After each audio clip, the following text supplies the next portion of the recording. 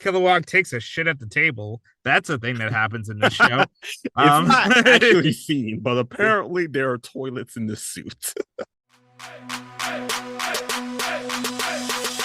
Hi, I'm Shamar Griffith, codenamed Comic Shams. and I'm Andrew Tejada, codename Arate. This season, we're getting whelmed for DC's greatest sidekicks and covering every episode of Young Justice on Yeah, another DC animated podcast, part of the Forgotten Entertainment family.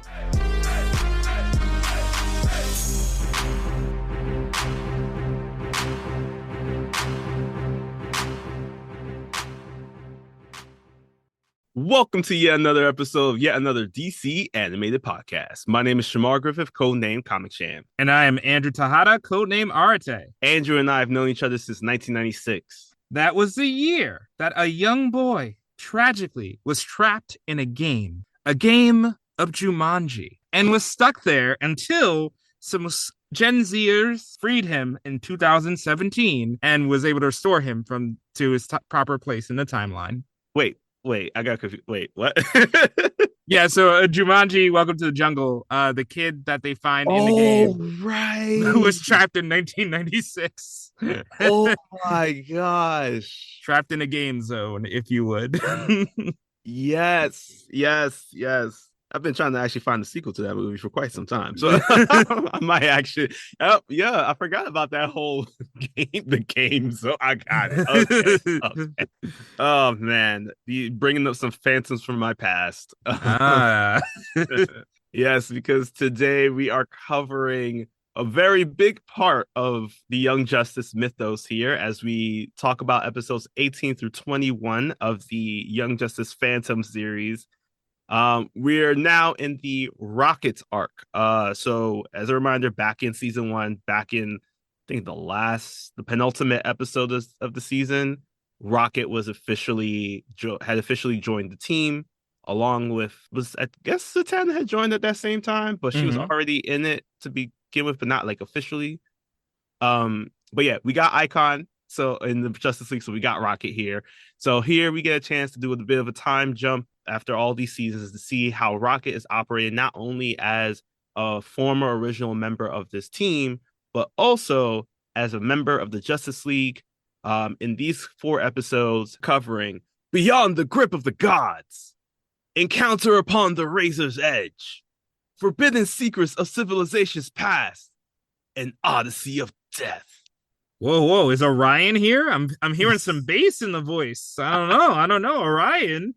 I mean, yeah, he's here. He's here. You know, all these stories, these characters that are popping up today are all thanks to the iconic Jack Kirby, who created the Fourth World, because Rocket is going to find herself placed in the area of New Genesis, and fortunately not Apocalypse. We do see some stuff happening over there, though. I would not vacation in Apocalypse, not in any way, shape, or form. No, you couldn't pay me to go there. Oh yeah, no. So the timing of these episodes is August 24th to September 3rd. And our cast list is as follows, as we have Denise Boutte, who is Rocket, or Raquel Irvin. She's also voicing a couple other characters, including the High Mother of New Genesis. Ben Diskin has been doing quite some harm throughout the season. Unfortunately, not as harm, but as today he is here as Orion, and also Ma'alpha Ek, aka Macom X. Yes, I love that it stuck. Nika Futterman from the Loud House, and also Catwoman on Batman Brave and the Bold, is Forager, but not the Forager that we've known. She is a Forager of a different Forager hive that meets Forager. We'll explain that later. Yeah. Next up, speaking of Forager, Jason Spizak is also Forager. That is actually a line that comes up in the show. I just realized. He's also another Forager, and another Forager, also a larva, and I think another Forager. But more importantly, he does appear as Razor as well. Oh, okay. This man has a monopoly on foragers. Yeah, I feel like, come on, there's enough Foragers to go around, my friend. We got Green Lanterns Tomar Ray and Kilowog are voiced by D. Bradley Baker and Kevin Michael Richardson. Jeff Pearson is Jay Garrick the Flash. Andrew Kashino is Mantis. Vanessa Marshall is Dinah Lance. and Ursa Zod. We got Phil Lamar returning with the steel chair as Metron. And finally, we heard his voice one time in Static.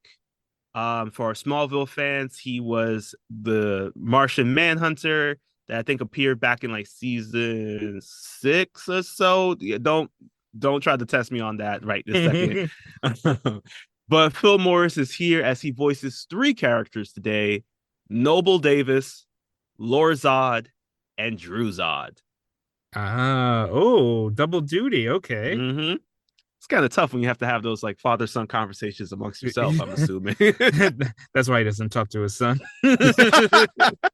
All right, so now that our cast list and our stats are set, let's Zeta Tube over to the beginning of Beyond the Grip of the Gods. So surprisingly, for such a cosmic arc, we start in a very small and realistic place. We start in Rocket's home, and we see that she is getting her son Amistad ready for the day.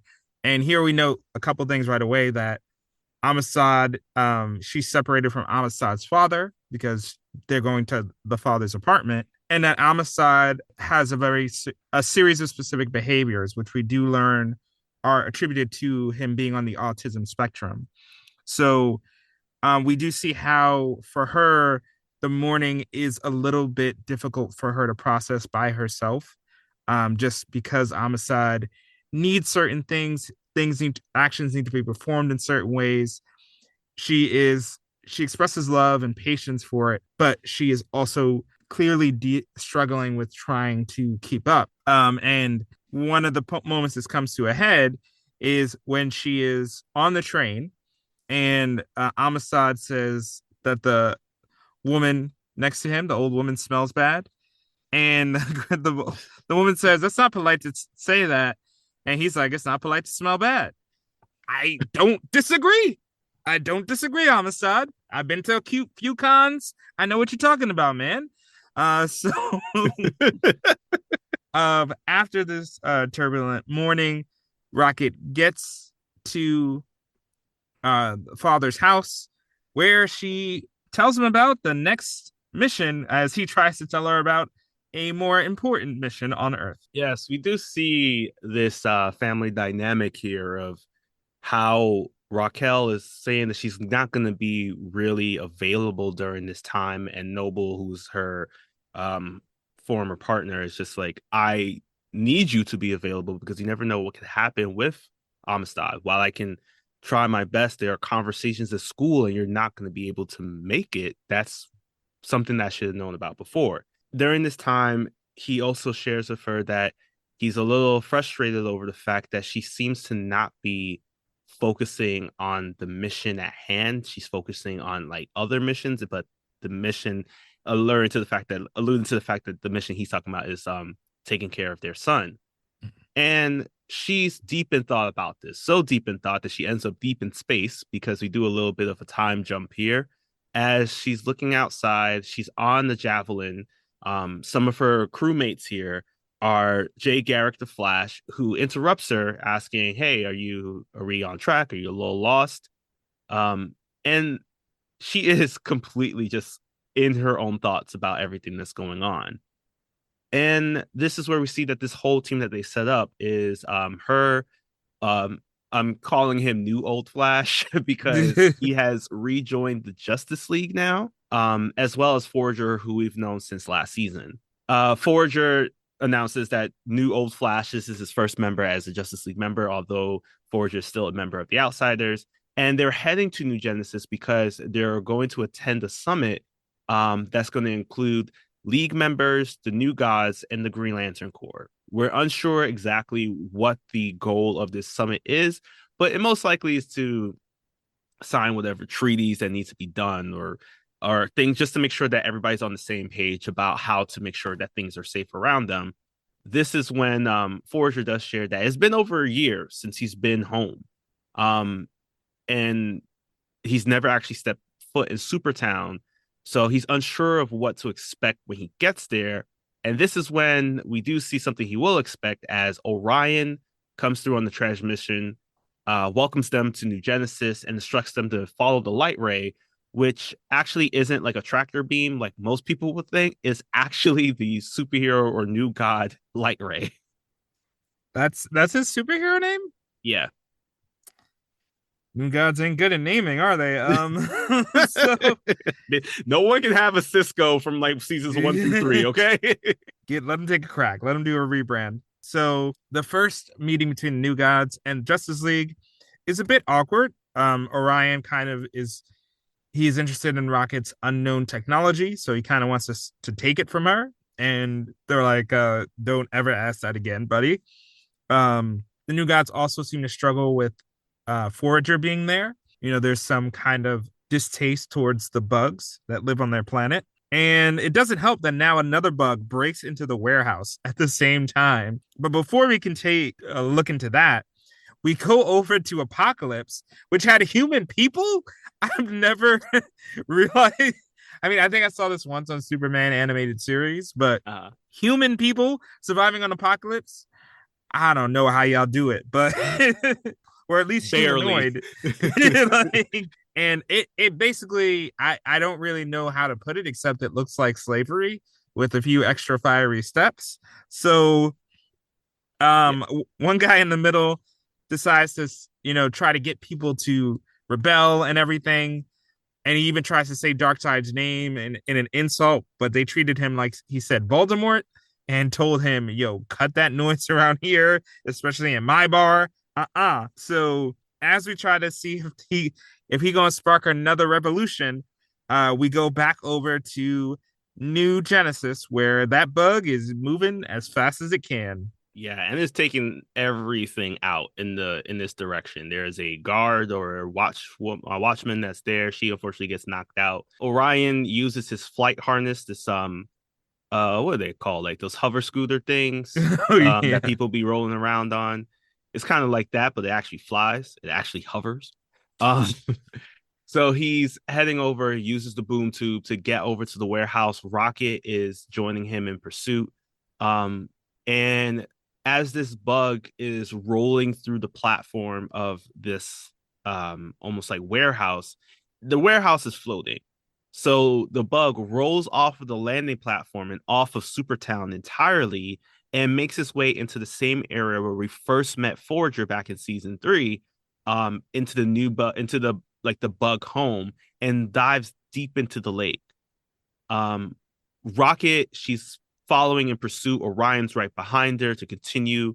And they're like, all right, cool. The only way that we can continue trying to see if we can find this thief is to go into the water ourselves. So Rocket creates a force bubble using her abilities or her technology around herself and Orion. And at that moment, Orion starts to get really uncomfortable and demands for Rocket to release him. And she's just like, come on, we have to keep going because the thief is going to escape. And he tells her to stop. And as she lifts them both back up, you see him taking the mother box and placing it near his head. And it's using these like soft pings to kind of calm him down from his agitated state. This gives us a scene where Rocket looks a little worried as to what exactly happened. Why is it that like this person that she's supposed to, this dog of war as she's just met, why is he so reluctant to follow in pursuit? But while we figure that out, we have to hop on over to Superboy, who's still in this strange place. He's still jumping from rock to rock with the comatose ghosty. And as we left off with him last time, he's there with this version of Lex Luthor, who is repeatedly asking him the questions from his old Cadmus programming, like, who are you? Who are you? What is your purpose? And it shows that like the more he's hopping through this state of not knowing where he is, his mind seems to be reverting back to when we first met Superboy. Yeah, and it's clearly that he's been out there too long. He really does need to rest. But before we can process that, we cut back to Apocalypse, where the revolutionary we saw in the square is now leading someone else, a woman who decided to come and see if they can overthrow Darkseid. And it's revealed that this revolutionary man is Macom X. We should have known he was trying to start a racial revolution. We should have seen right through him. his job was to find traitors and give them the dark side. It's honestly a pretty brilliant plan. I can't lie Yeah. to you. But yeah, man, be careful who you talk to about your boss, all right? That's all I'm gonna say. Anyway, back on New Genesis, we find out that the forager, who is an excellent at snitching and has been since day one, and figures out where the bug hot would have gone. And we find out that this bug did steal the device to help her hive get internet because, new seasons of Stranger Things were dropping soon.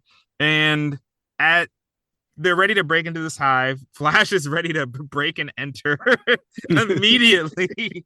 These are that old school like mentality, that new old school mentality. Laws? What laws? What are those? We didn't have those back in the day. But Orion says, let's not break the treaty. Let's actually talk to them.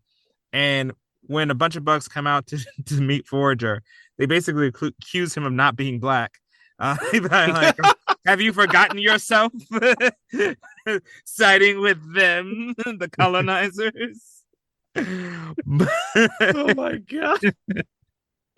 But thankfully, with some conversation, Forager's able to build a bridge between the people. And while he's building bridges, Superboy is breaking stuff. This is where we see that his hallucinations have gone full. I don't know what the medical psychological term for it is, but as far as you can go, he sees himself in his like old solar suit, the white one. He's rescuing Lois from like the Daily Planet burning down. He's like saving the day. At this point, he also comes across Luthor, who's praising him for being the new Superman. And we also see in this illusion, I guess, is Desmond, aka Blockbuster, from back in the day. He is in his more human form, not the gross mole monster that he ended up turning into. Desmond is sharing that Toyman is attacking the streets, and Luthor is just like, no, don't send out Superman. This is not a job for our Superman here. He wants our Superman to do more important work, such as, and we get these frozen kind of montage here again of Superboy breaking the back of Batman. He's also destroying the Watchtower, as Luthor is just commenting and says, like, we got rid of that vigilante, we got rid of that eyesore in the in space. And then he says he's overall very pleased with his son's actions. However, he does feel that he's holding back from his full potential, and that's he's not shedding these useless attachments. And we think it's Ghosty. Superboy thinks it's Ghosty. But then in a panel click over, we see that Ghosty has now turned into Miss Martian. And now we're just like, okay, so Superboy is completely regressed to like day one in the pod now. This is bad. He was very angry before. We thought we had gotten past that.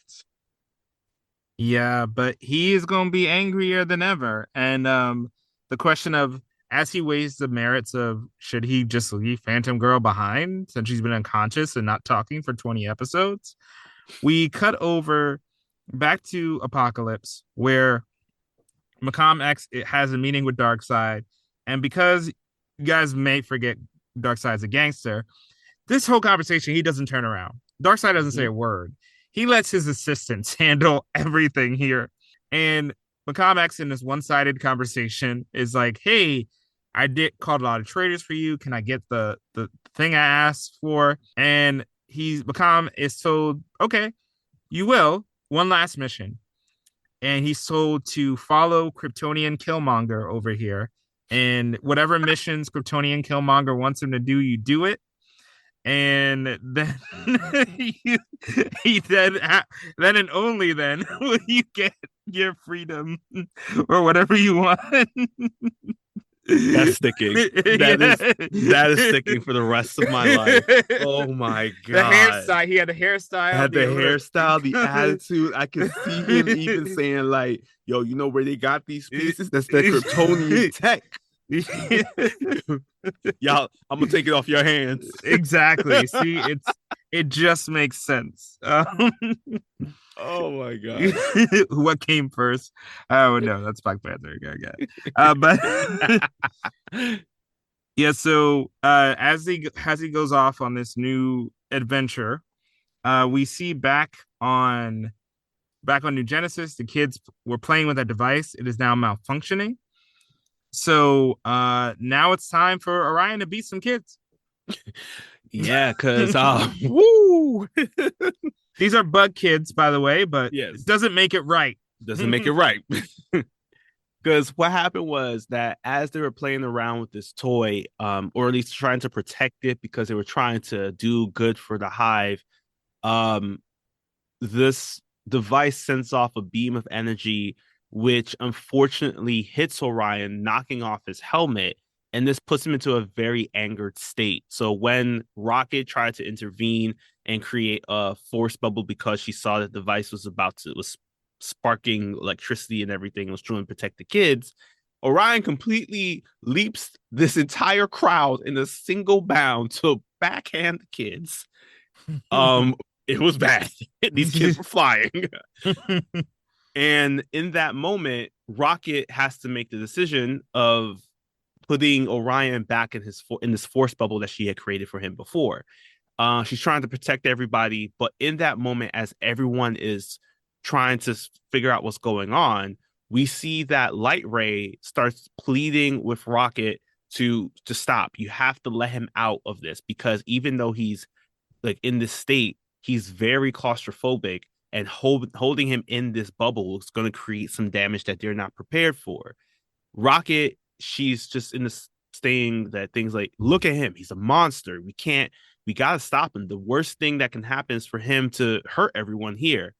This is when, after listening to Light Ray state this fact about him being claustrophobic, she decides to lower the force field. Light Ray grabs the mother box and throws it over to Orion, and the pings are able to reassure Orion that everything is going to be okay. A lot is happening here. Everybody is tense. The only thing that Orion does is give Rocket a one word saying sorry. And we have to figure out what to do next, because back in Supertown, now that everything has been solved, New Old Flash was able to calm down the Ruction cells. Never explained how, but he does say that it's still dangerous. So we see that the man in the chair, Metron, he comes in, he says he's going to take it over to his interdimensional vault for safekeeping. All of this while Rocket is just watching Orion. And the more she's looking at him, the more she's just like, I don't trust this guy. And she also overhears him saying that he lost control due to another inheritance from his biological father. And as we are left to ponder that, we go back into Superboy. Superboy finds another friend out there, and the friend explains, hey bro, you got a sickness. That's why you're hallucinating, that's why you're seeing things. So don't worry about it. We'll fix you right up. And Superboy is like, thanks, dude. Who are you, by the way? And this is where we get the drop that this is General Zod that Superboy has just met, and they are in the Phantom Zone. So, I mean, I'm not going to pretend it's the second time I saw it, so I can't pretend. But the first time this drop happened, my jaw was on the floor because I had no idea it was a Phantom Zone. Definitely didn't expect General Zod. You never expect General Zod. So that's true. He'd be coming out of nowhere. So this was wild, a wild reveal. So as you're left reeling with that reveal, you get a post-credit scene where they look at the Justice League reserves, and there's a lot of people on the wall that they're considering recruiting. I like Clayface because I know in a lot of recent stories, Clayface has been more of a anti-hero. But Peacemaker, they were considering Peacemaker to the Justice League reserves. Yeah, I don't. But in any case, that closes up that, and now we're going to Razor's Edge Encounter. That's not the title. My notes are just wrong. There's a little bit more to it. We are encountering upon the Razor's Edge! Exclamation point. I have to add an exclamation point because it's a Jack Kirby production. We hop on over to Central City, so we are back on Earth. It's the backyard of the Garrick house as we see that Bart is zipping back and forth out the bioship. He's taking parts from the table. And this is where we see where we left off with when he met up with Saturn Girl and Chameleon Boy, who share they're really impressed over the fact that he's able to do like all this work because it took them apparently, I believe, 6 months to collect all this technology, and he is building everything in 10 minutes. Yeah. Part of me is just like, why did we never talk to Bart first? Like, we were like, Superboy, Superman, talk to the speedster from a different timeline. It would be my first stop. But Bart is talking to them. He's saying, I can finish this really quickly. And I was like, wait, quicker than that? But he says that I won't finish it until you tell me exactly what's going on. And as I mentioned, Bart is from outside the timeline. They were afraid that if they shared anything, it was going to upset it. And he's just like, literally, I am not of this place. So if you want me to help, I'm happy to do it. So of course they're gonna have to talk about that, but we have to hop back over to Supertown, where Kryptonian Killmonger has now appeared with his crew, Macomb X, and unfortunately we don't have a great name for this guy, but we're just gonna call him Mantis. Yeah. We could call him, I don't know, Super Jack Forger, but I feel like Mantis is just suffices. Yeah, he doesn't get a cool name, but he does get the most jacked character award, so consolation prize. Yeah. Yeah. So as they are joining this new team, Macomb X is just very upset because he's just like, I literally was able to bring so many people to Darkseid. Brought like it was only 16. It was a lot, but not that many. But he's like, I don't understand why is it that Darkseid would tell me to just follow you blindly, because only a fool would do that. And as we get a parallel now here, as Bart is demanding for explanation from the Legionnaires, Macomb X is demanding the same thing from Kryptonian Killmonger, all while finally on New Genesis, the Green Lanterns have arrived or are arriving as Tomar-Re and Kilowog are using their lantern rings to finally fly over to this summit. But before they can, they see that there's someone in distress out there in space. They go and find that their good old buddy Razor is there. And Razor has a blue ring, meaning that he is powered by hope. But because he's out of hope, he can't move through space and he's stranded in space. And my first question is, who the hell is this? Did I miss a season of Young Justice? No. You missed a whole other show entirely. We will talk about this in the comic book section, but from now on, we'll just move on. Yeah, so everybody pretend like you know who this is because the show will. In any case, they get back to the planet, and Rocket is still very distrusting of Orion. She especially now is like, oh, why would we trust Darkseid's son? And again, dropping knowledge like people know it. And Rocket is called out by a friend saying like, hey, it's a little bit more complicated than you might think about him being Darkseid's son and everything. So, just give him a shot. So now we're also getting some, again, more information about people we should know about. We find that in a quick summary, Razor was once a Red Lantern fueled by anger, but he found a blue ring and decided to swap him out. And he gave his red ring to Metron for safekeeping, the ultimate man in chair. And Metron says, I'll hold this anger down for you until you're done with your experiment with hope. So now he decides maybe it's time to take it back to complete the mission. And so while he's deciding what colors he's going to rep, like he's a Power Ranger, we see Forager has given up his seat to hit on a girl. Yeah, Forager is almost kind of like Loki here. Forager has decided to hit on Forager. And so they're questioning all of this because Forager, by which I mean I'm gonna have to just give them the colors. Red Forager, who we know. He says that he's confident in the fact that Rocket and Flash can handle this meeting, and he prefers to spend time with Blue Forager here, as the two of them hold hands. It shows that they are building on this love relationship of some sort that they are building out here. However, we don't have to worry about that because Bart has gathered all of the chicken wizzies that you can find, I think, in the Central City area. And he decides to sit down to listen to the Legionnaire story of how they came to be. And they explain that they have to go all the way back to Krypton. I'm not going to talk about the destruction and all that. It's like talking about Batman and the Pearls. We know that. Wait, do you think they know? Do you think they know that Krypton was once destroyed? I hope they do. If you don't know, this show will definitely not tell you about that. We're tired of talking about it, okay? So we learned that at one point on Krypton, there was the Phantom Zone. This was an extra dimensional prison that they put everybody who, I don't know, I guess like was not good for parole. Or maybe it was good for parole. I guess you go in the Phantom Zone for a day or something. I don't know, maybe. Yeah, it was that either that or you took the Aquaman Atlantean prison. Those were your choices. Yeah, you don't want to do or a 60 Arkham. Oh, Arkham is the Batman. All right, take me to the Phantom Zone. I've seen Ocean Master, and I don't want to go to Arkham. So we learned that there was a Phantom Zone, and that people were sent there.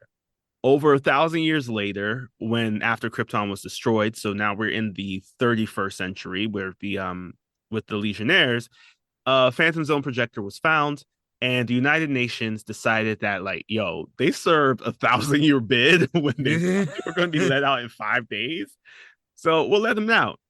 And this is when we learn from Lor-Zod at the same time from his associates in the Time Sphere that his family was unjustly imprisoned in the Phantom Zone. His mother was unknowingly pregnant with him. We know that we haven't met his mother yet, but we do know that his father at least, is Dru-Zod, the one that met up with Superboy. And because no one ages in the zone, she never gave birth. So he ended up being born after they were paroled in the 31st century. The United Planets sent them over to the planet of Daxam. For people who don't know, because they don't even explain it on the show, Daxam is a very similar planet to Krypton. However, it does have the red sun, so they don't develop their abilities. And this was specifically orchestrated because they wanted to make sure that none of these former criminals would rise up. And rightfully so, because General Zod was on this planet and he and his followers were just like, yo, we're going to find the yellow sun and we're going to get back to our birthright, which is our powers. So at the age of 15, Lor went with his dad. They found the yellow sun planet. And because of that, General Zod led a rebellion against the United Planets, taking over everything. Saturn Girl explains that Zod became a menace, a terrible dictator. So they decided that they needed to form the Legion of Superheroes to stop him. And the best way to do that was to use a projector to send him and his followers back to the Phantom Zone.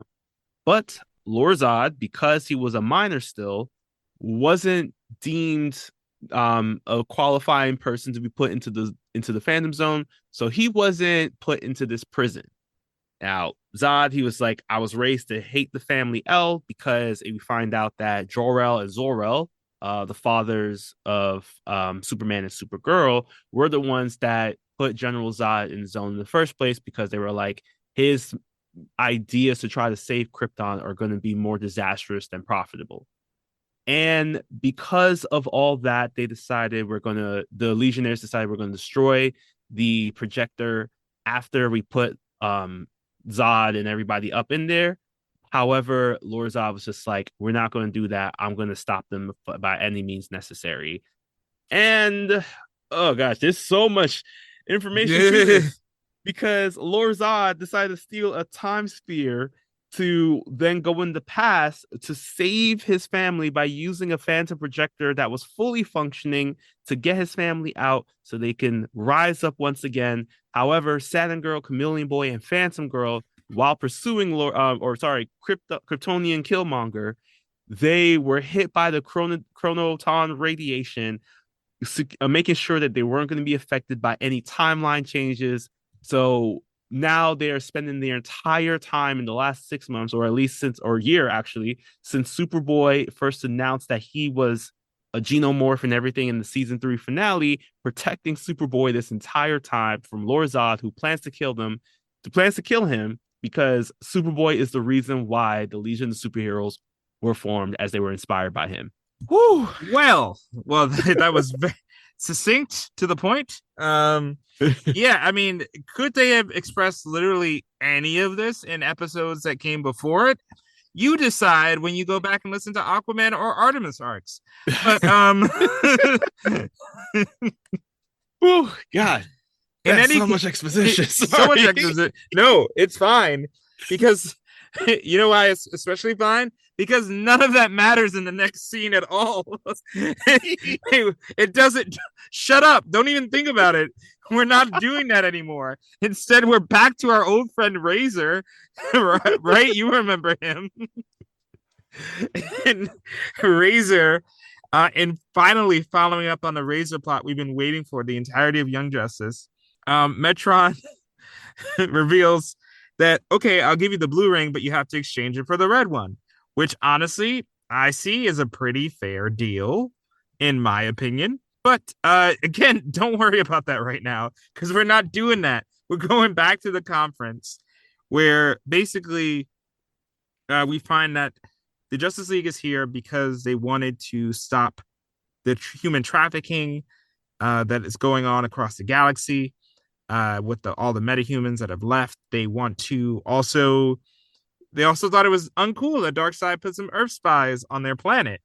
But everyone else is basically like, we ain't trying to pick a fight with Darkseid, to be honest with you. So good luck. And I get it. I would not either. There's also some funny little asides. People ask why there's so many Green Lanterns on Earth, by the way. Yeah, and also they're pretty much pledging that they're not going to help. So this conference doesn't seem to be so productive. But again, forget about that right now. We got to go back to Kryptonian Killmonger, where we find out that at the end of the last season, where Superboy was at the UN, the Kryptonian Killmonger tried to assassinate him right there, but they stopped the assassination attempt, and we're left to wait and see where he would show up next, because he was just waiting for points in time he knew Superboy would be. So finally, while they were shadowing, everybody was shadowing, they find Kryptonian Killmonger goes over to Mars, and we find out that he was responsible for everything in that arc, basically. He was the one who destroyed the communication satellite. He was the one who blew up the boom tube. And of course, he's the one who set up the kryptonite bomb that was meant to kill Superboy and led to the probable death of Phantom Girl, according to the Legionnaires. He didn't kill the king, though. That was the only thing that he did. Oh yeah, no, it was we just that. The priestess. So again, if Nightwing would have been there, it would have been solved in 2 seconds. So after all of this reveal, finally, this mountain of exposition, McComics is like, "Hey, bro, thanks for doing me a solid on killing my sister's fiance. Appreciate that." And now that we're all done, caught up on this season of Razor and this season of Superboy, it's time to go back to whose arc is this? Rocket's arc? Yeah, let's go back and do that. Yeah. Oh, right. Yeah. Yeah. So Rocket, as we remember from being that this is her arc, she gets a call from Noble. Noble tells her that he had the school meeting, and Rocket's just like, I don't want to talk about that. I'm in the middle of these proceedings. And he's just like, no, this is really good news, but we need to hop onto it as soon as we can, as he reveals that during this conversation, the school arranged for a one-on-one aide for Amistad to help him through his classes, and it'll be completely free. I mean, I was like, this sounds like a pretty good deal. Unfortunately, Rocket here, she's very upset because she feels like this aid would lead to Amistad being stigmatized at school. Noble's just like, yo, like, appearances don't matter, because at this point he needs help, and this is the help that he needs. Rocket says she'll consider it, but unfortunately she's distracted when a huge explosion happens. And this is because Razor, who requested his red ring back after finding out that he has to turn to his blue ring, was like, the red ring doesn't work. I don't understand why you gave me a defunct ring. And this is where Metron, being the dick that he is, I'm gonna call it as it is. This is a PG-13 podcast now. He states that he spent the entire time that Razor was without this red ring and was rocking the blue ring. He spent the entire time studying the red ring. He found out everything that it could do, and he just needed some more information. We also find out that apparently he has been feeding Razor false clues. I don't know how, but during his quest to find whatever it is he's looking for, he's been feeding him false clues leading to all these dead ends, so that the more that Razor kept searching and more he kept up hitting the dead end, the more his hope would get lost. So he found a way to take away hope from a blue lantern who is powered by hope. I'm real upset about it. I'm glad that Metron kind of got a punch in the face earlier in the season, but dang if that's not a good plan, at least to try to figure out some studying. Look, these new god villains, they don't do anything halfway, and I do respect them for that. Yeah. But in any case, of course, this makes Razor upset, and it also made Marvel upset because he copyrights the line, "You won't like me when I'm angry," before attacking Metron. And Metron is pretty much unaffected. He's not cracked, but Razor is pushing. And fight spills out to New Genesis, where Metron's shield, he's been holding down the shield button, but as anyone who plays Smash knows, it will eventually pop if you hold it for too long. So the spear cracks around Metron, statues crumble, and Forage Her. I'm not. That's a good one. I mean, it works. Yeah. It's still gonna get confusing if we say it too fast. Yeah. But Forage Her is nearly killed by the statue. And in this moment of crisis, of regret, Razor is able to somehow harness both hope and anger, and he harnesses both rings. Both rings come to him. So now he's red and blue, and now with that power up, he's able to punch Metron back into his hole, which I love everyone's reaction of like, I mean, he's a dick. So yeah, we're absolutely cool that you did that, by the way. Yeah. And Razor is able to use his hope powers to heal Forager, as we all know, because we've seen him use his hope powers so many times before then. And he rebuilds the statues that were destroyed, and adds the statues of Forager and Forager. And I do like this quick line of he now wants to harness. He is equal parts hope and rage, but he won't let rage rule him alone. So on that bright note, he decides to go on a mission that we knew about already. His mission to find the girl that he says he wanted to find. I'm not gonna repeat it for you. Yeah, y'all know all about Aya. So as he goes into space, we go back to Kryptonian Killmonger to see what his master plan is. So now we learn that he, fortunately, with the ability of being able to be in this time sphere, he can hop around time and space to get to the points where he needs to acquire right now the greatest treasure that he could find.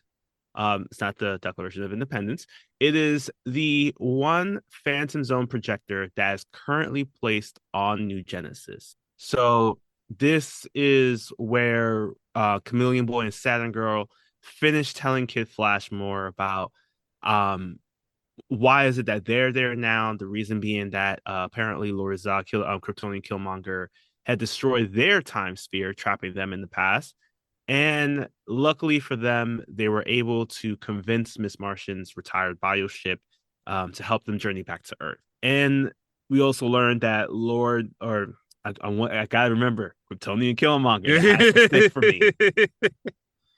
We also learned that Kryptonian Killmonger knows that the Phantom Zone projector is currently in Metron's interdimensional vault, the same one that was previously mentioned during Metron's conversation with Razor. And now we find out that he had aligned himself with Darkseid in this like winner take all deal. He tells them all that like we just need to find the vault, take the projector, release his parents, and rule the galaxy. Meanwhile, Bart satisfied with hearing the story, shows that on the bioship, he's now fully equipped bioship with a cosmic treadmill so they can start their own journey and kind of do their own. It's like a fake-ish time sphere. Meanwhile, we finally got our end credit scene here on this crazy episode.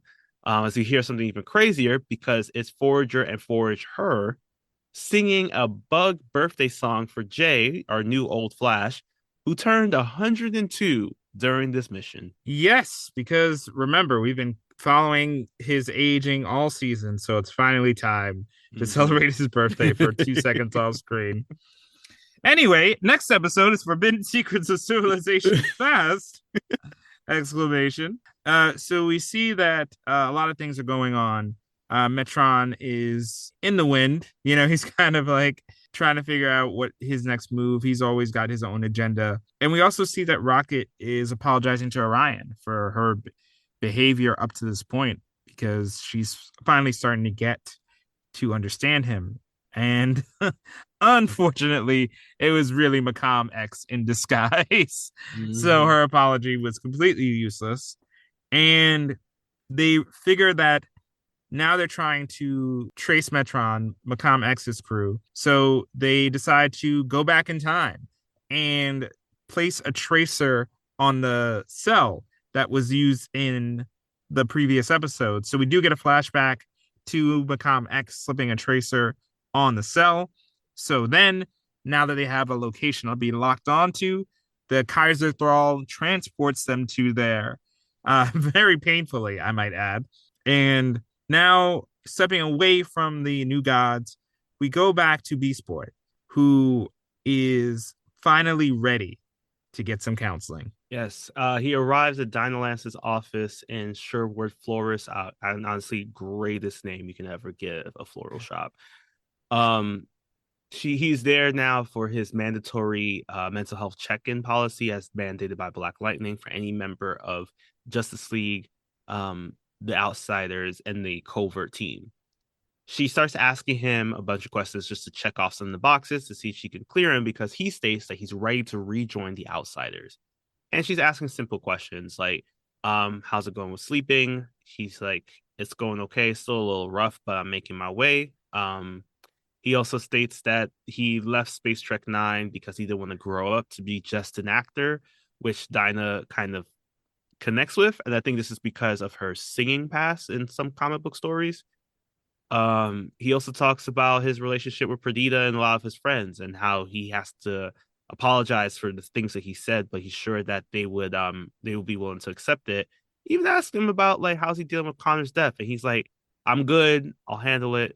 I've had past difficulties. And it seems like everything is okay. But we're not going to talk about why she's given kind of like a weird look at him because we're going back to Supertown. We're back in the conference. Rocket is frustrated because according to the New Gods here, Orion and Viking, they're like, we want Halo and Cyborg because they both have New God technology in like within their bodies, and we want to experiment on that, which rightfully so. Rocket's just like, nah, she needs to be with her family, but they're like, you know, she has the anti-life equation and we need to protect her. And Rocket keeps on insisting that she needs to stay with the family that loves her.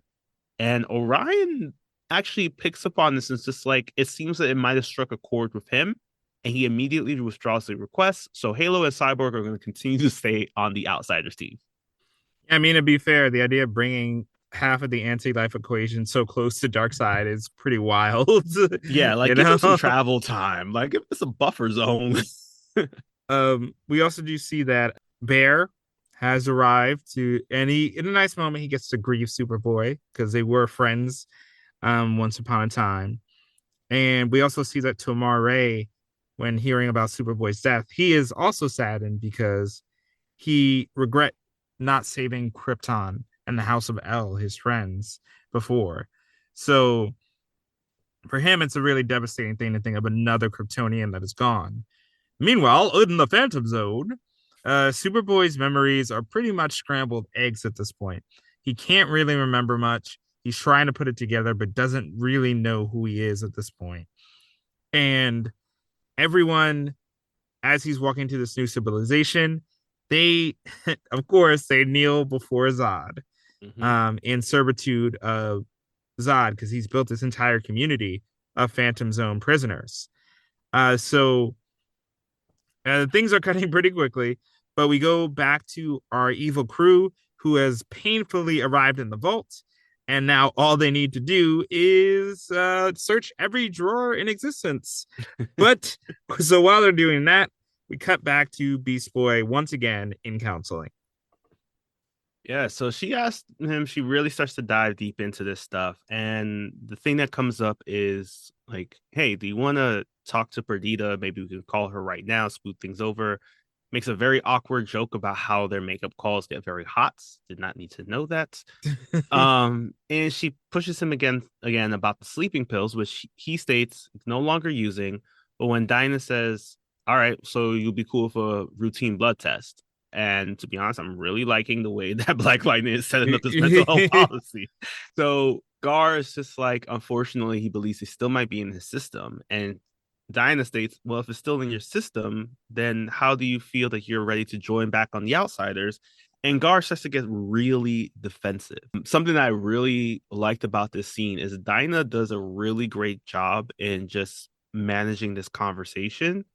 Um, she even states like, you do realize that the sleeping pills are a short-term response to what's going on in your life. What is the long-term response? And the more that she's pushing him on this, the more that we see that he's getting upset and he's calling out like he needs to do something. He needs to be back on mission rotation because he has to be out there to help save people because he can't lose another person. And this is when she's asking, like, you lost Connor. And the more that he hears that, the more she's realizing that he truly still blames the death of Connor on himself. Yeah, I particularly like in this conversation that she kind of gets at like he doesn't really care about the outsiders Mm-hmm. and kind of hits him back with that you don't really care about them, you just don't want it taken away from you. Like Mm-hmm. Superboy was taken away from you. That's, one of her transitions. So I really do like how she's really getting at the heart of it. And back at the conference to follow that very serious scene, we see that Forager is over the moon about Forage Her, is ready to get married. And this leads to a whole series of conversations about romance around the table. Ryan gets pissed that everyone's just talking about romance.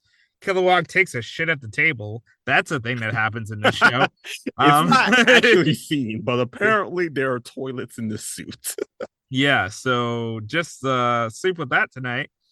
Um, so back in the Phantom Zone, we do hear that the Zods have found a way to to communicate telepathically while in the zone, and they are plotting against Superboy, but they're taking a long time with it. They're not going to immediately try to manipulate him.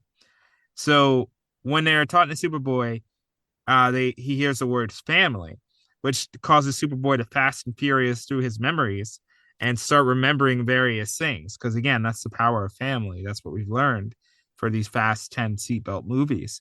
Mm-hmm. And meanwhile, over in Metron's vault, the troublesome trio is getting attacked by what is called a Sun Eater, which we don't really know what it is, but it looks god awful painful. So while they're suffering, Black Canary does take some time to talk about Beast Boy's pain. And in another clever little moment, it's revealed that she hasn't been writing things down during the meeting. She's just been listening to him. Mm-hmm. And now, in the final push to really get Beast Boy to get at the heart of his issues, she says, "You feel guilty for Connor? Tell me how you killed him." And he can't give an answer. He's stating things like, I should have done this, I should have done that. And as he's saying this, she's like, all right, well then tell me what you would have done differently for Wally. What would you have done differently for Rita? What would you have done differently for your mother? And he states, I should have stopped Queen Bee. To which she states, you were 8 years old. The entire combined might of the Justice League and the team couldn't stop Queen Bee. And this is when he breaks down and he says that he should have done something, that he just needs to be better. And all that Dinah can tell him is that, like, you've been doing everything right.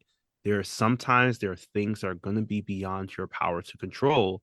And this is where we find the breakthrough, the cathartic moment here, as Gar realizes that his main issue is that he feels powerless in these moments and he wants to do something. He feels like he needs to do something, but he knows now that the thing that he needs to do is get help. And through that admission, Dinah tells him that admitting it is the real start. I'm kind of upset that this moment happened so quickly after everything we've seen about his story throughout these arcs. Absolutely. This is yeah, I mean, frankly, the reason why it does feel like this is because it's been drawn out for so long. I think had we gotten literally half of the episodes with Mm-hmm. Beast Boy struggling, and this was the culmination of that arc, I think it would have felt proportional. But here it feels like, and I do to some extent understand that maybe the writers were trying to go for, it's not simple Mm-hmm. for someone to have a breakthrough. It can take a very long time to get to that catharsis, and I respect that answer. But I do think this is something that maybe at times they're already the RT alteration. But I think if you wanted to do this in a shorter time, throw in some time skips. Month one, we see Yeah.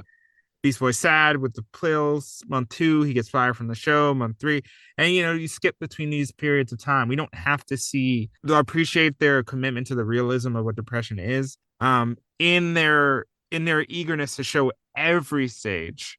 This does feel rushed. Once we, because again, another thing about therapy, for people who may have not experienced it, having a catharsis that changes your worldview is not realistic for the first meeting. Yeah. Usually that comes after a few meetings and you guys get to build the rapport and know each other. It's rare for you to have a catharsis like that right away. So in any case, I do agree. I think in proportion to all of that we've seen, it was extremely rapid. And the fact that he was forced into it, it wasn't something he came to himself. Mm-hmm. So, in terms of choosing to do therapy, so there's a little weirdness here in the landing. The emotional beats are strong here, but yeah, the proportions are off. But now that we've stepping away from Gar, we find out that they've been dodging the Sun. The Trouble Trio has been dodging the Sun Eater for a day in Metron's vault. So as soon as Metron shows up, they knock this man out of the chair. They jump him. They have the Kaiser Thrall torture him. And once again, Metron learns he ain't nothing without that chair. Facts. So now that Metron's being tortured by the Kaiser Thrall, getting I feel bad because I kind of laughed. Oh yeah. No, he had uh, this one coming. yeah, yeah. So we hop back over to the Phantom Zone where Zod is showing Superboy's kingdom, showing him how the other Kryptonians that are there, they're like helping to move around the asteroid because and in they I feel this is I was watching this Mm-hmm. I was watching this with my wife and she mentioned how I'm sorry, but why does the beat for this slavery song sound fire? Yo, this was the hottest track This was of the year when it dropped. Please for the house of God. Hey. Hey, on the house of God. Oh, like whatever spirituals they're singing to get them through this are fire. Fire. 10 out of 10 right here. Yep. Y'all, this needed to be on the album. I don't know if there is one. It should be the Young Justice season 1 theme song, followed by season 4 one, and then we got this track. Just drop a 3-song album, you'll be making millions. You can get the 5th season just from this song alone. Yep. Oh man. But we're seeing that through the will and everything for Zod.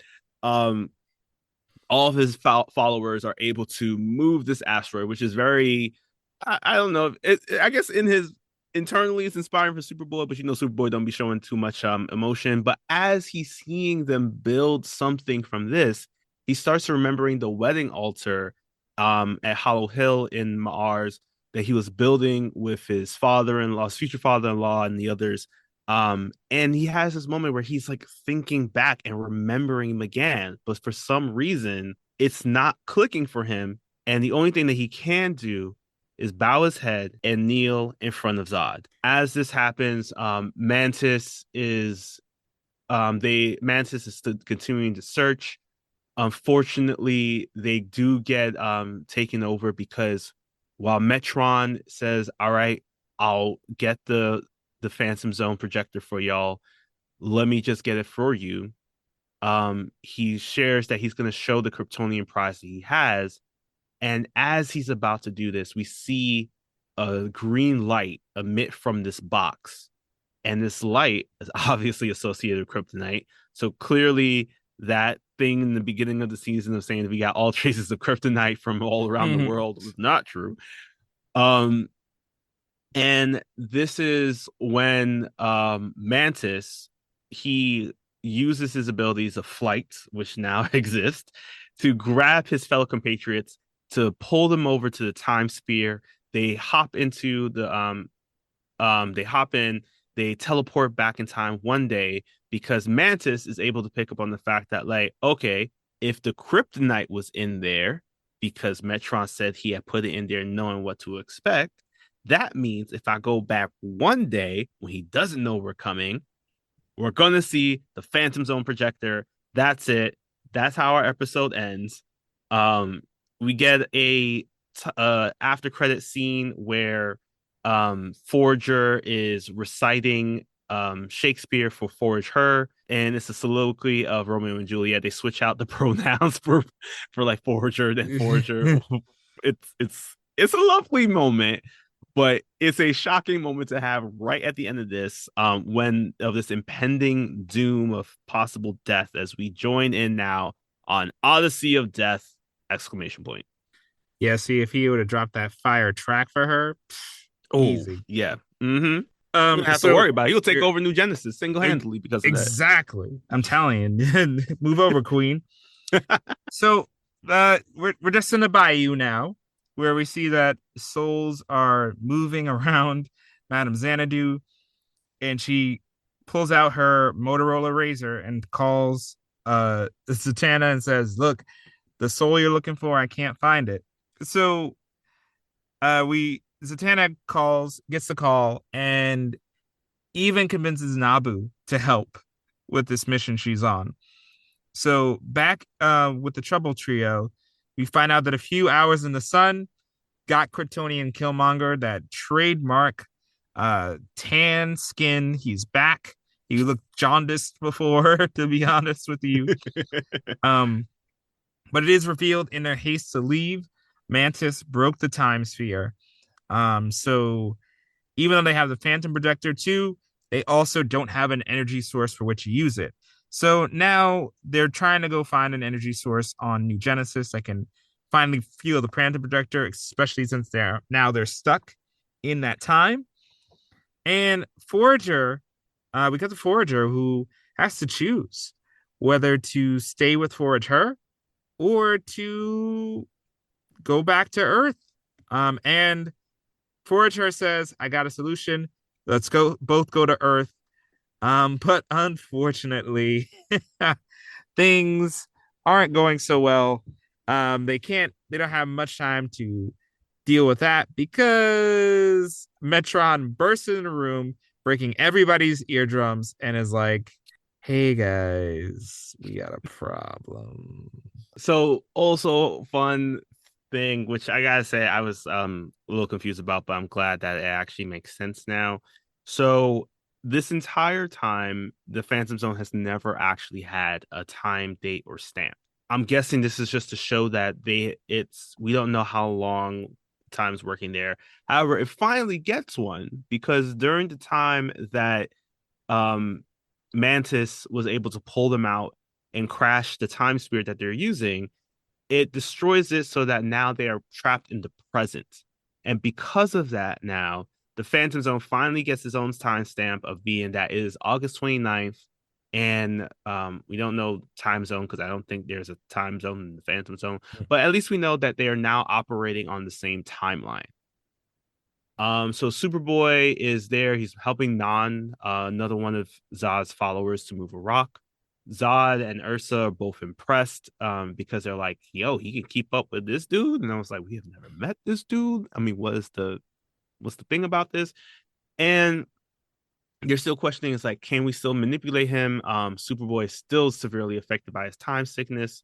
So, but their goal is to find out what information he knows about Krypton, because they know that he must be some kind of Kryptonian given the fact that he's able to do everything that they can do. Back in Supertown and New Genesis, Metron has gathered everyone, the Foragers, Nuo, Flash, Kilowog, and the Forever People as well, and shares at least doesn't share what's happening, but he does share that there is a possible threat of an army of Supermen that might be coming, and they need to find the projector that was stolen from his home, and they all they know that is possibly on New Genesis with them. So they organize a committee. Rocket is rightfully upset over the fact that this man has such a powerful weapon holding all of these super people. Even New O Flash is quite upset, though I'm surprised New O Flash is not against like 1,000-year incarcerations. Well, him and his laws. Yeah. Making it canon that he doesn't believe in laws. He doesn't believe in laws. He breaks the laws of physics all the time. What law? Exactly. New O Flash can steal. He doesn't need the law. All this while Trouble Trio are at this like boiling lake where it's absorbing energy from the lake, and it's taking them some time. So but it does seem like the closer that it is charging up, it does reach the minimum amount of energy to at least open a portal, which leads into the introduction of our team as Orion boom tubes over in the sky nearby with Rocket, and they see Kryptonian Killmonger and the rest of his crew, and decide we gotta take him down now. Unfortunately for them, mother boxes don't like hot lava. I guess who does, right? So at this point, they have to do it on their own. So this ragtag team is ready to take on the Trouble Trio, but a brain blast instantly brings them down. Macom X takes out the heavy hitters of Orion and Rocket right away with his brain manipulation. Old Man Flash. That's another good one. Yeah. Old Man Flash. That's right. Yeah, Old Man Flash. He's just too old for this because he's almost immediately knocked out of the battle. So it also doesn't help that Kryptonian Killmonger can now have the enough energy to open a wormhole to the Phantom Zone. So I do appreciate this funny scene where a prisoner in the Phantom Zone immediately tries to escape but gets bounced out. Because the Phantom Zone projector was only made to retrieve Drew Zod. Only Drew Zod is allowed out. So as they're trying to figure that out, Rocket in her mind is imagining Orion is still dangerous, still deadly, and containing him and activating his claustrophobia.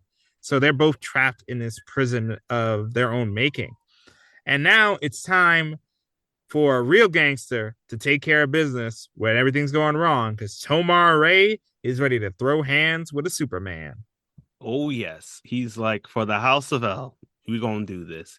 And as he continues to fight, they start hearing some noises from the area near them. And this is when Tomar Ray is horrified when he sees this like giant mouth and eyes pop up from the ground. And we learn that Kryptonian Killmonger had woken up a Promethean. Think of it as, we're talking about new gods. So Prometheans are probably like the gods before the new gods that quick and simple explanation for that. A lot of Greek mythology in here. So this is when Tomar-Re also sees that this is source energy here, the energy that creates everything.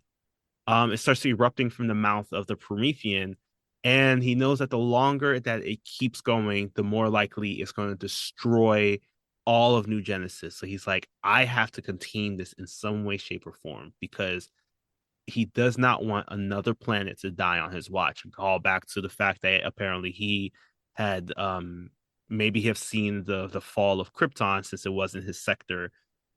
So now he's just like, I gotta create an energy plume from my construct here. And he's using a lot like kind of like the fire pillars that we saw during the Zatanna arc. He is trying to funnel this energy out into the atmosphere, out into another location in space, so that nothing could get damaged.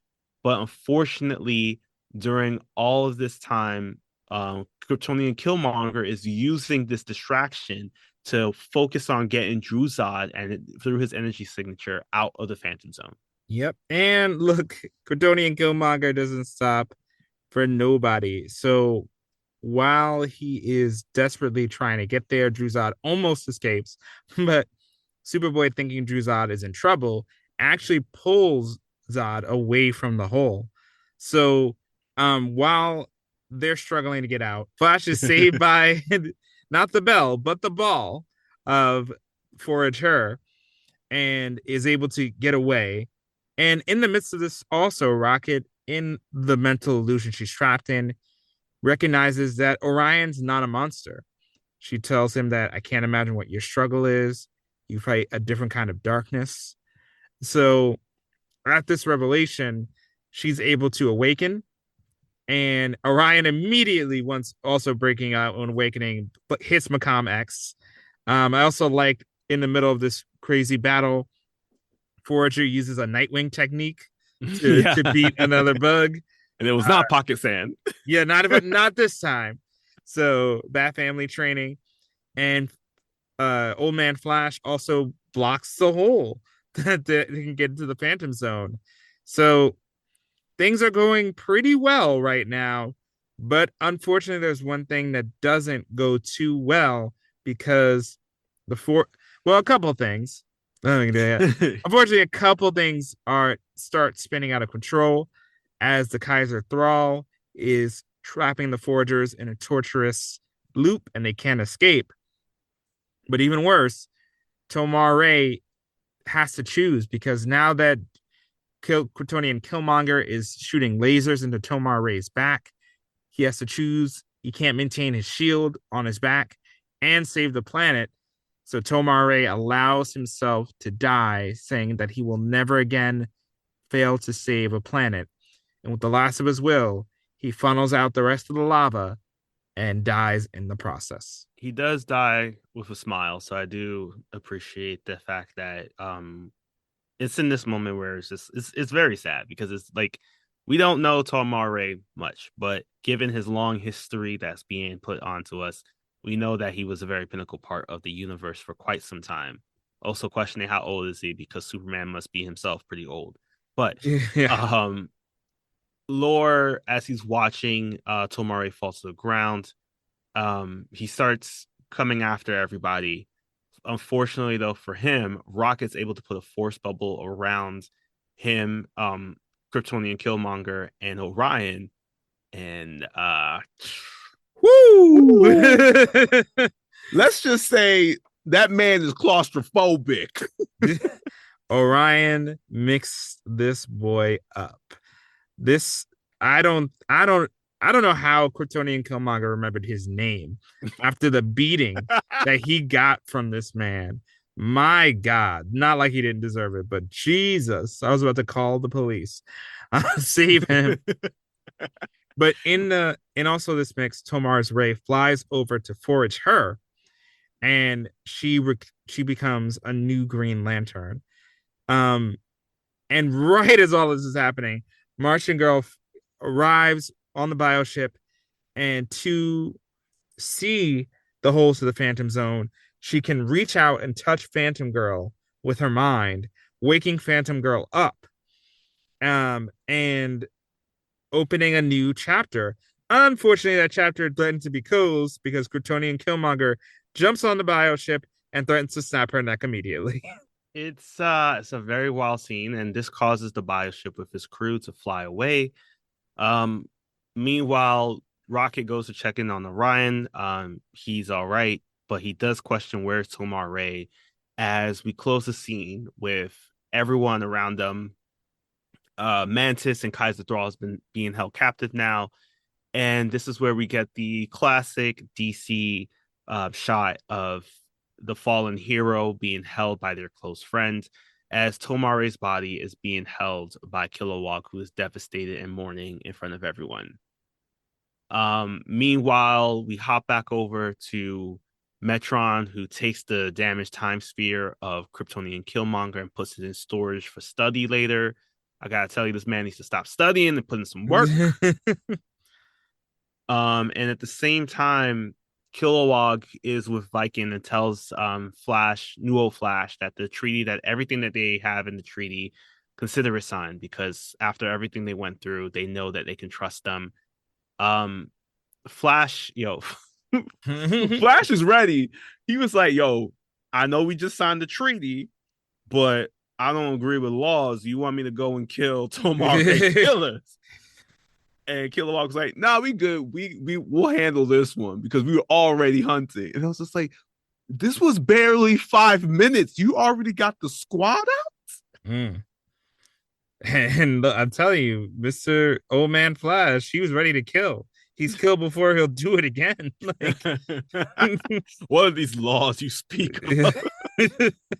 Now that Forge Her is a Green Lantern, they decide, okay, you definitely can't stay on Earth, so they're going to start a real long distance relationship. Mm-hmm. And we do get a scene where Orion and Rocket come together, and Orion thanks Rocket for seeing him as he is. And now's a good time, Eddie, to mention I was not a huge fan of how this kind of unraveled. I will get to it in a minute, but we'll get to it in a minute. But also, what other? We'll get to the more lot. Wait, we'll get to it in a minute. But first, let's talk about how in this resolution between Rocket and Orion, they flash back to memories that literally happened 2 seconds before the scene. The animation literally loops back to 2 seconds ago. Why, scene? Why do this? And then to close up, we see that Jay arrives in an empty home, as we know.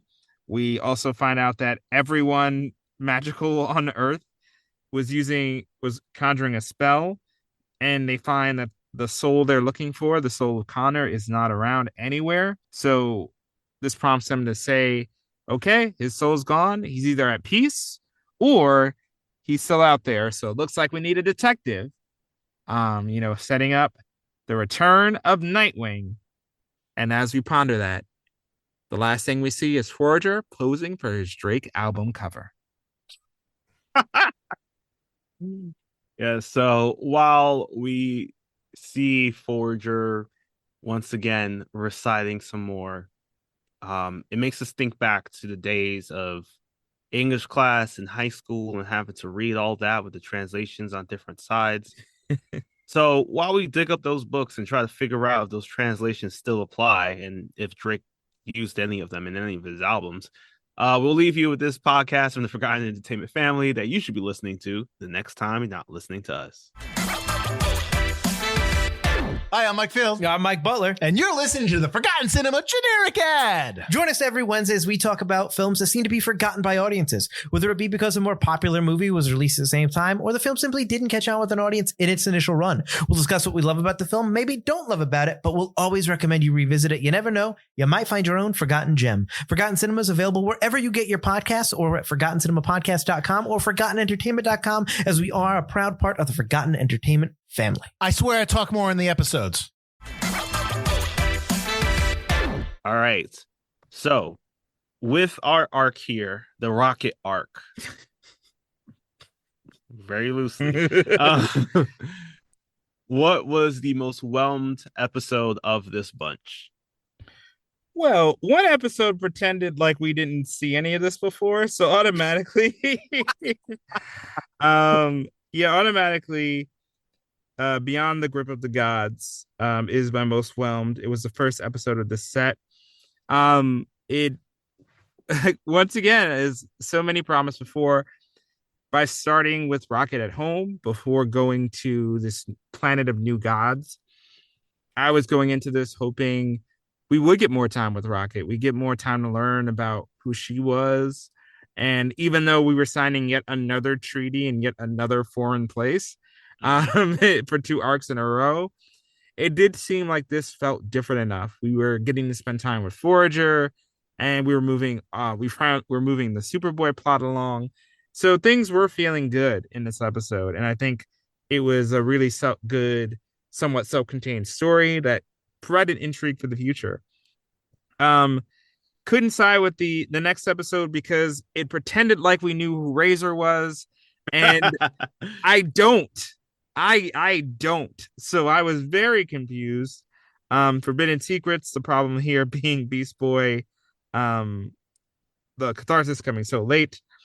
And finally, Odyssey of Death expresses a problem that I've had with this arc in particular, where we do start throughout this arc, Rocket, which is barely Rocket's arc, is struggling with accepting her son as he is. Mm-hmm. And we get that. We get that she has trouble accepting it. But what they do in this arc is they, without explicitly saying so, just implying that Orion is on the autism spectrum as well. And they have him portrayed as someone, prone to angry outbursts. She sees him as a monster, literally, in some ways. So this analogy and her seeing him and everything, it feels like making comparison between 2 very different things, very different levels, because not every presentation of autism is the same.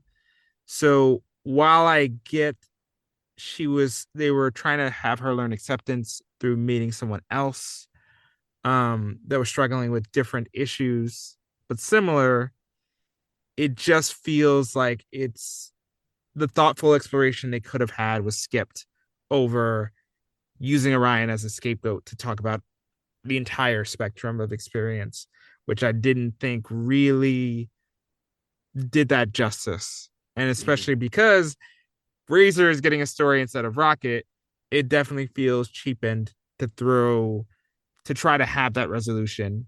It felt like an afterthought, and it really should have been more of a central plot line if we were going to go with that. And that's how I feel about these set. What do you about you?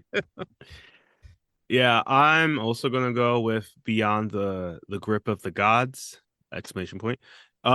Because, and I would say Odyssey of Death was my second choice, mainly because of how it ended with like Rocket saying, okay, she goes back home, she immediately goes to Amistad, and she's like, in this moment of after having to work alongside Orion, recognizing that like she mistakes to her son, I see you, Amistad. And it's this cute moment because it seems like his way of interacting, or at least showing appreciation, because he's his way of showing appreciation or at least love for an individual is to double tap them on the hand.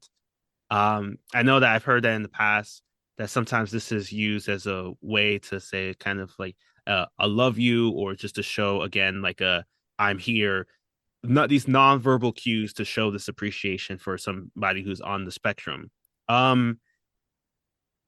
Those together would work well in terms of showing how she has difficulty raising a child in this kind of world, and then coming back after getting some understanding that like there is a possibility with like, especially because we had all these people who were like, he needs this, he needs that, explaining that to her.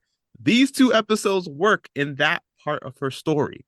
Unfortunately, that's her only story that she gets, and I'm very upset that we had such a strong character who we've never gotten a chance to really experience in this world, because every single time she's always had almost like non-verbal appearances, except for in season 1.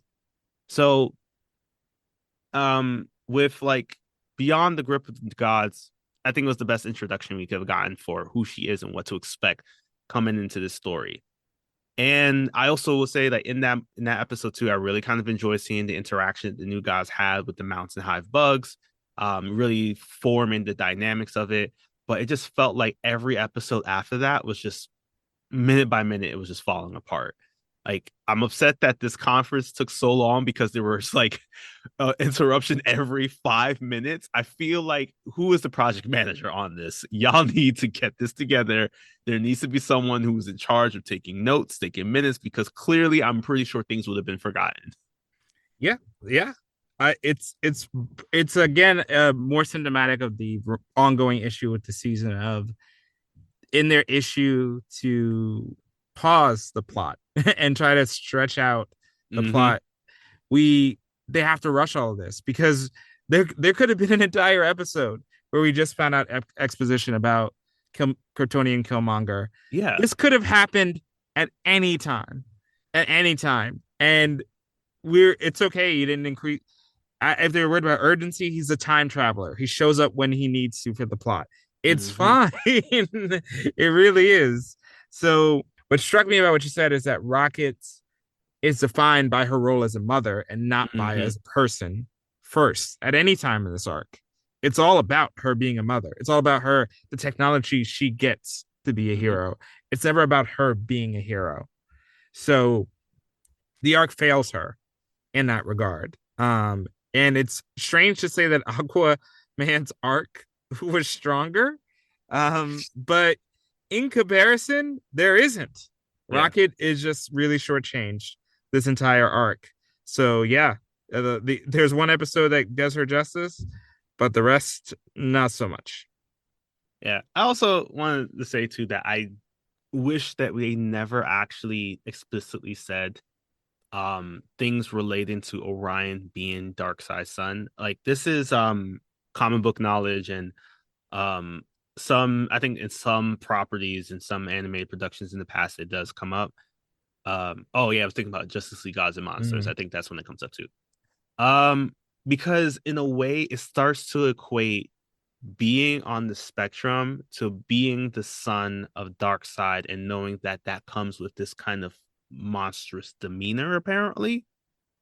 And it felt, I'm not a professional in this, but it just felt a little awkward to say that, like, more or less the father of all evil is similar to being on the spectrum. That's the way that I read it.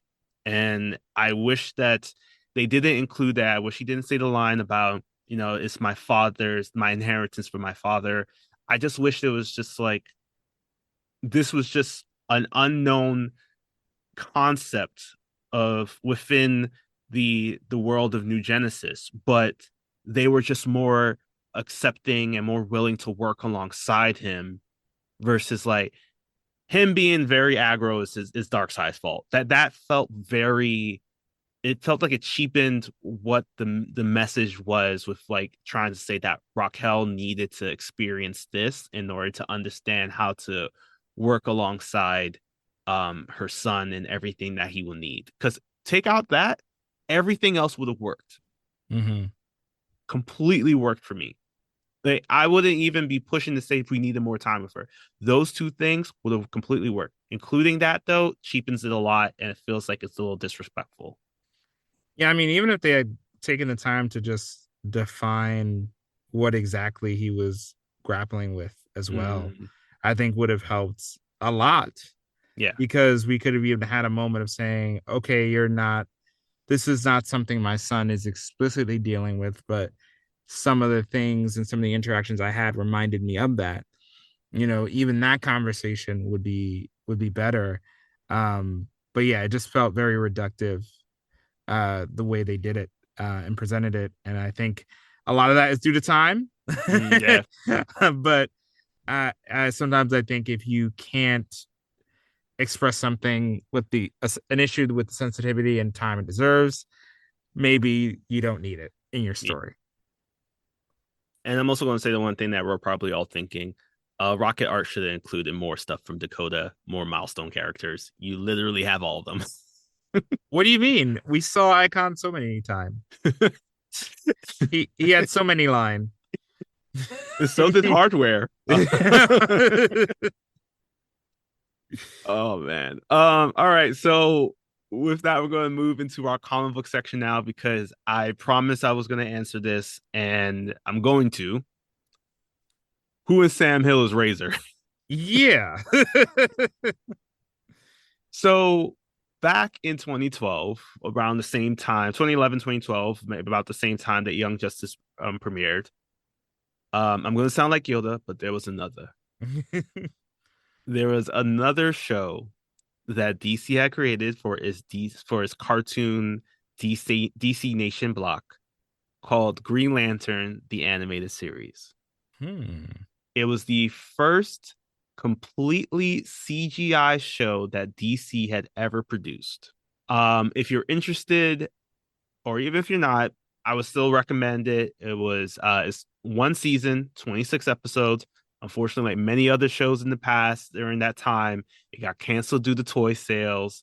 But 26 episodes, you're in and you're out, and this follows a story featuring Hal Jordan, and he's on a mission with the fellow Green Lantern Kilowog, and also a Red Lantern named Razor.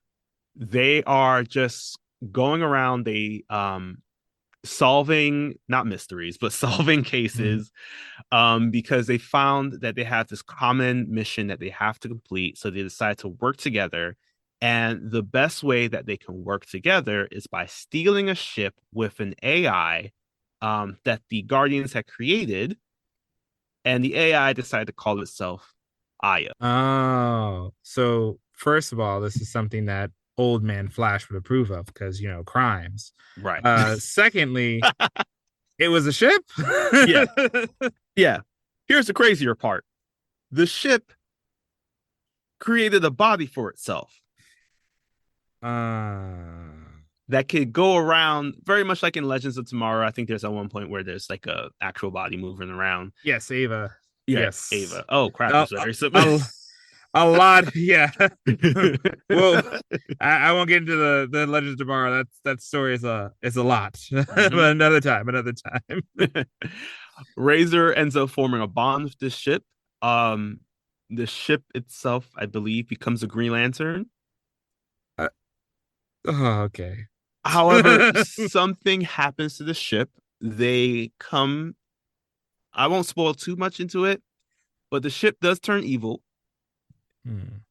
Tries to take over and remake the world by going back in time. They're able to stop it. However, by doing so, they completely have to take the entire AI apart. However, Razor finds out that there's a possibility that Aya is still out there in the universe. So the series ends. I'll cut it here if you don't want a spoiler. The series ends with Razor starting this journey of floating through space, trying to find Aya as a Red Lantern, and it concludes with a Blue Lantern ring following behind him, showing that because of this hope of him finding Aya, he's gonna get a Blue Lantern. He's gonna become a Blue Lantern. So you're saying this episode is a continuation of a show that had one season, and that most of the viewers of Young Justice probably at the time didn't even have access to view for themselves to understand what the hell was going on. Yeah, that is exactly it. Alrighty then. Yeah. If you want to find out more, though, it is currently on Max, #not sponsored. All 26 episodes, and you get a chance to see, homeboy flying out into space. Right. Okay, so sorry if you're listening to this, if you in your time sphere and you're listening to this before 2023, you can't do that because it's not out yet. All right, so and then for the other characters, a lot of the stuff was the same. Unsure about Flash's reluctancy to follow the rules. But Orion's rage is the same. Probably was a bit more I think I would say aggravated actually here in this episode. Tomar Ray being the Lantern for Krypton is accurate. Is actually even said in that Green Lantern series as well that he was in control of Sector 2813, which I think because 2814 is Earth, 2813 should be Krypton and a bunch of other planets. And then the thing that kicked in my hyper focus during my research is that Jay is actually 102 years old. Oh. Yeah. So Jay got his powers from hard water vapors. I feel like that's just hookah. During his junior year of undergrad, when the comic came out introducing him in Flash #1 in 1940. So math standards, because it was undergrad junior year, he had to be about 20 to 21, meaning that he was born in 1919 or 1920, meaning that when this episode premiered in 2022, Jay's birthday is August 25th, 1920. What a long life of crime. Yeah. I will say though, there is a long life of crime. Oh man. There is one thing that does messes with this continuity, because this episode of Jay being 102 was a post-credit scene to the Razors episode. So unless this Green Lantern series took place in 2022, because it stated that Razor was only searching for Aya for a few months. Yeah, I guess so. Yeah. I bet you're the only person who's thought about that canon. Yeah. I was literally sitting there searching for like 50 minutes trying to prove this, to prove whether or not Razor and Flash being 102 actually makes sense. And it does, because of freaking Flashpoint. Oh, thanks, Flashpoint. Yeah. So because the Green Lantern show came out, was originally premiered in like 2011. That's around the same time when the Flashpoint comics were happening.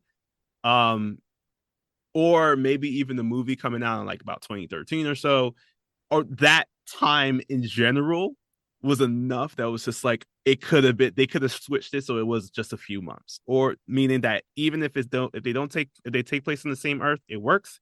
If it doesn't, that means there's an Earth out there where Flash is 102 and it's only been a few months since Razor's been searching for her. Well, looks like it was the continuity all along. Damn comics. All right, now finally we do have Rocket, because even though our show did not give you any explanation about who she was, we are here for you for that. So Rocket is a Milestone Media creation by Dennis Cowan, Mark Bright, and the late great Dwayne McDuffie.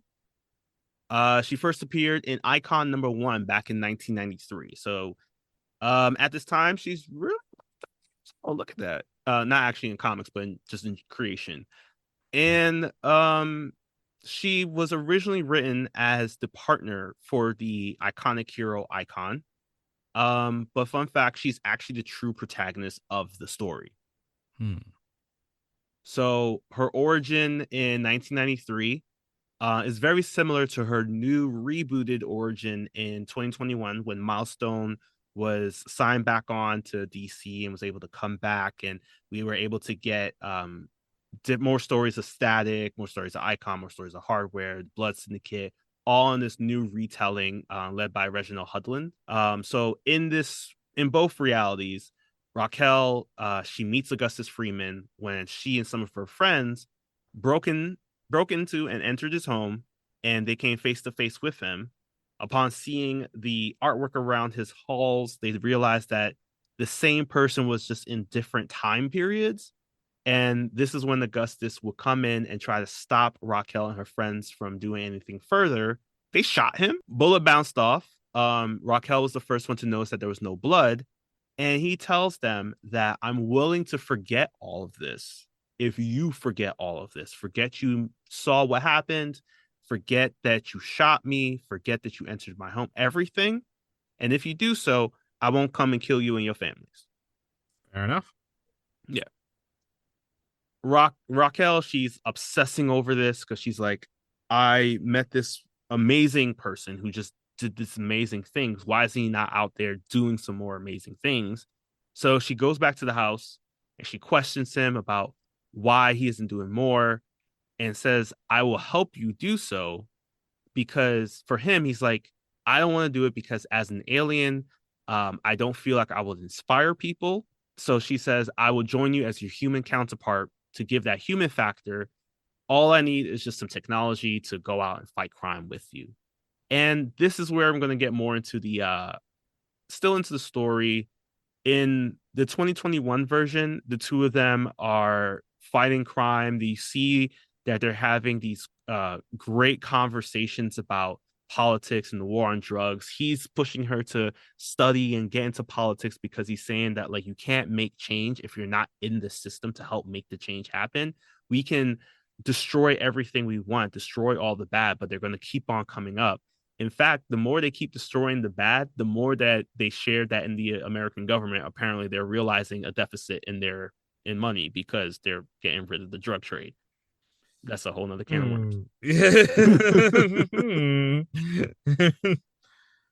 So, and it's something that pops up in both 1993 and 2021. So the difference though in these two stories is that in the 1993 story, Raquel does end up pregnant with one of the people that she joined her on this journey when they first met Augustus, and that's Noble, who we also know from the show. He didn't want anything to do with the child, so she ended up being a single mother. Because of being a single mother, she at one point threw away the identity of Rocket, which she was able to pull off because Augustus created from his ship a belt that gave her the abilities to create force fields, shoot off energy blasts. So Rocket, or Raquel, isn't really a metahuman. She just has technology that allows her to fly and do all this other cool stuff. So in 1993, we see her learning to be a mother in that arc.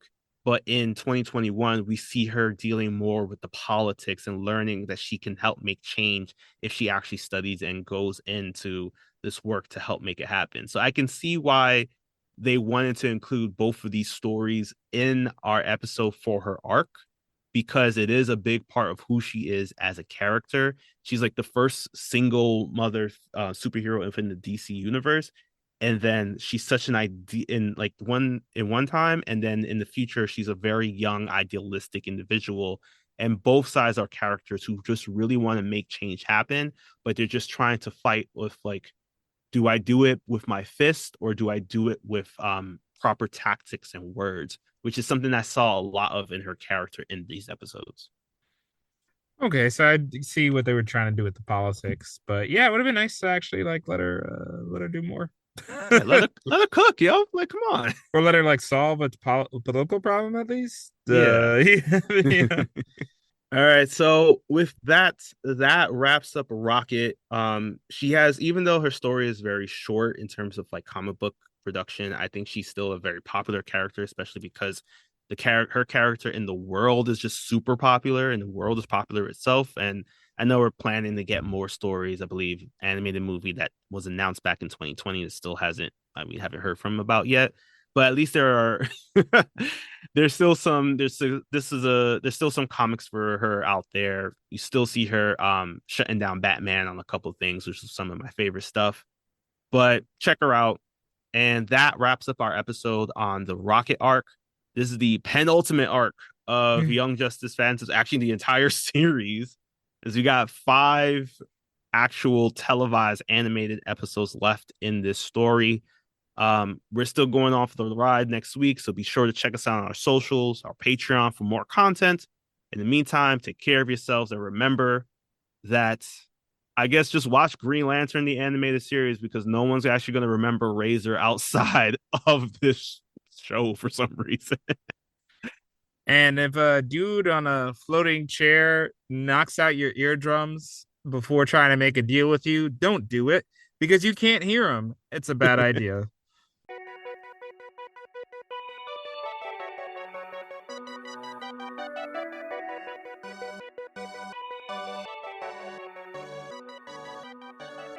Thanks again for listening. Yet Another DC Animated Podcast is a proud part of the Forgotten Entertainment family. If you liked what you heard, leave a review and share us with a friend. Also, be sure to follow us wherever you get your podcasts and on social media at YADC Animated Pod.